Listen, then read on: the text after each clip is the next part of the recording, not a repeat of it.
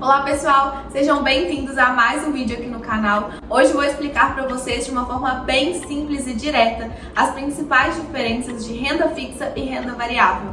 Você já parou para pensar se tem algum que é melhor que o outro?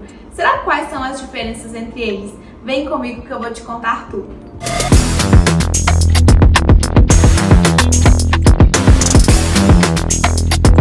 Bom, o próprio nome diz, renda fixa, renda variável é o que varia, né? Eu não vou entrar aqui em detalhes sobre a renda fixa não ser fixa, tem um vídeo aqui no canal especialmente falando sobre isso. Então, se você tem dúvidas sobre o assunto, volta lá que eu expliquei tudo direitinho sobre a renda fixa na prática não ser de fato fixa.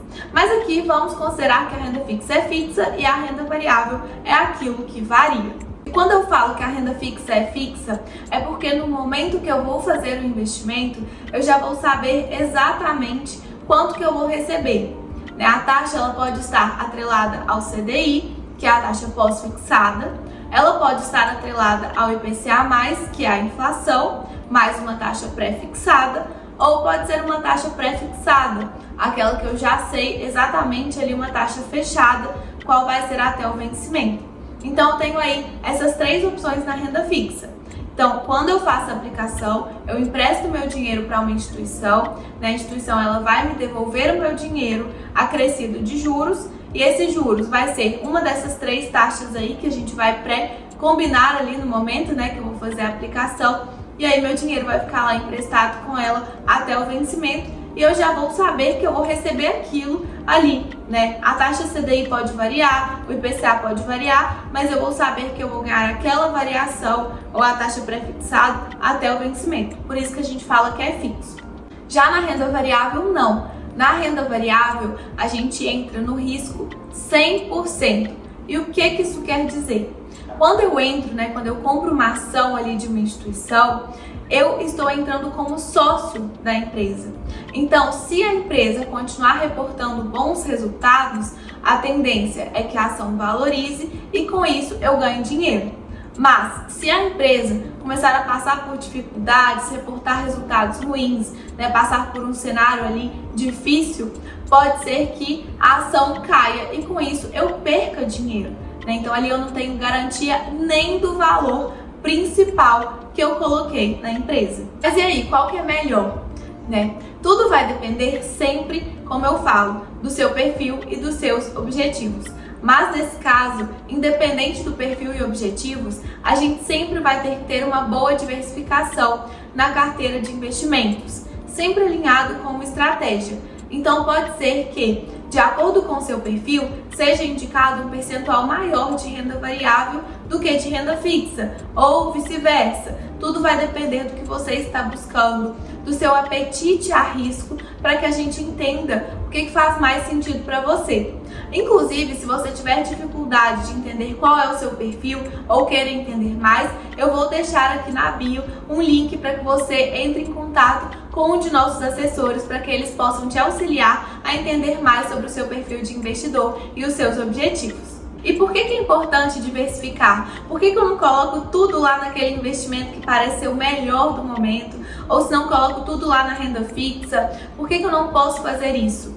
Na verdade, quanto mais diversificada estiver a nossa carteira entre ativos que são descorrelacionados, melhor tende a ter ali o nosso retorno no longo prazo. Isso acontece porque a gente diminui o risco não sistêmico. Então já vou explicar aqui para vocês o que é esse tal de risco não sistêmico. A gente tem dois tipos de risco.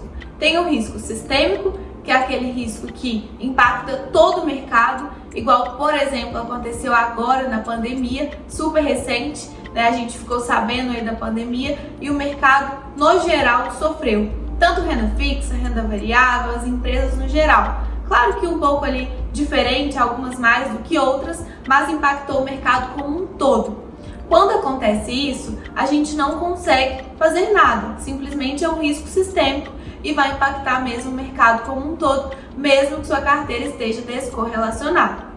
Mas o risco não sistêmico, ele é aquele risco específico de um setor, de uma empresa, aquilo que vai impactar diretamente ali alguns investimentos específicos.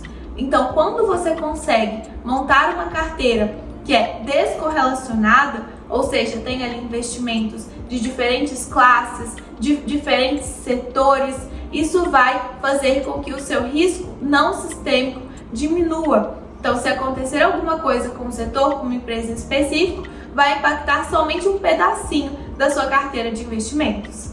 E quando a gente fala aqui de diversificação, não estou falando somente de diversificar entre renda fixa, renda variável, multimercado, investimentos no exterior, tem aí diversos investimentos, né, diferentes classes de ativos, mas a diversificação ela não está somente entre classes de ativos, ela também está dentro de cada uma das classes de ativos.